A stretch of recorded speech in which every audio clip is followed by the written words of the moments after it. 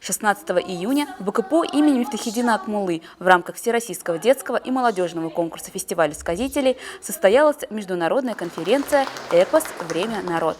Участие приняли руководство университета, известные фольклористы, преподаватели и студенты вуза, школьники, журналисты, а также финалисты конкурса фестиваля сказителей. Открылась конференция с исполнения неофициального гимна башкирского народа «Урал». Далее с приветственными словами выступили ректор Акмулинского университета Салават Сагитов и генеральный директор Республиканского центра народного творчества Артур Алибаков.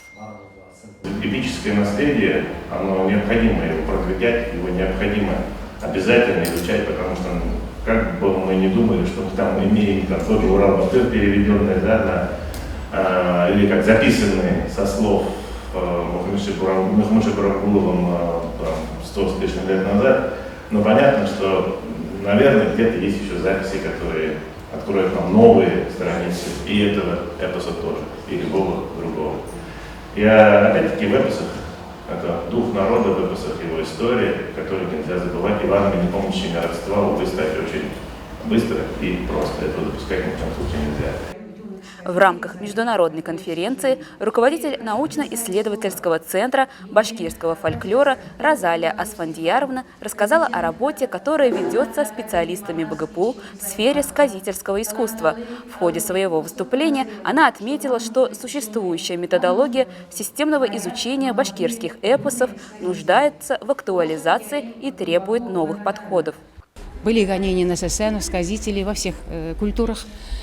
И сейчас, вот в данное время, в 21 тысячелетии, это своего рода экологическом, духовно-нравственном кризисе, который сейчас, мировоззренческом кризисе, который переживает человечество, это одно из, не побоюсь сказать, вакцин, культурных кодов, которые мы должны обрести, поднять, активировать и начать служить народу. Почетным гостем конференции стал Талантлы Бакчиев, всемирно известный, выдающийся сказитель киргизского эпоса «Манас», президент Национальной академии Манас и Чингиза Айтматова Киргизской республики, почетный профессор Эссык-Кульского университета имени Тыныстанова. Выступая с речью перед участниками, Талантлы Бакчиев вручил представителям университета памятные подарки. Ректору вуза он преподнес киргизский национальный головной убор из войлока «Ак-Калпак». Центру башкирского фольклора известный Манасчи передал книги на киргизском языке, в том числе две ранее не опубликованные повести писателя Чингиза Айтматова «Смерч» и «Золотой снег». Первые интеллигенты из сферы образования и науки кыргызского народа в начале 20-го столетия и конца 19 века учились здесь, в Уфе, наши.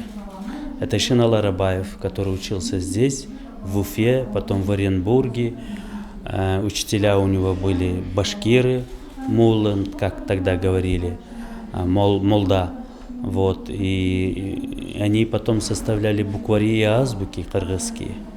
То есть, поэтому в отношении образования и наук, это, я думаю, мы должны продолжить традицию наших предков в сотрудничестве. И не только сотрудничать, но и взаимообмена тех материалов, которые у нас остались на каждой стране. Ключевым моментом конференции стало подписание соглашения о сотрудничестве между БГПУ имени Мифтахиддина Акмуллы и Национальной академией Манас и Чингиза Айтматова. Стороны намерены укреплять взаимодействие в вопросах изучения, распространения, сохранения, развития и популяризации исполнительских традиций сказительского искусства.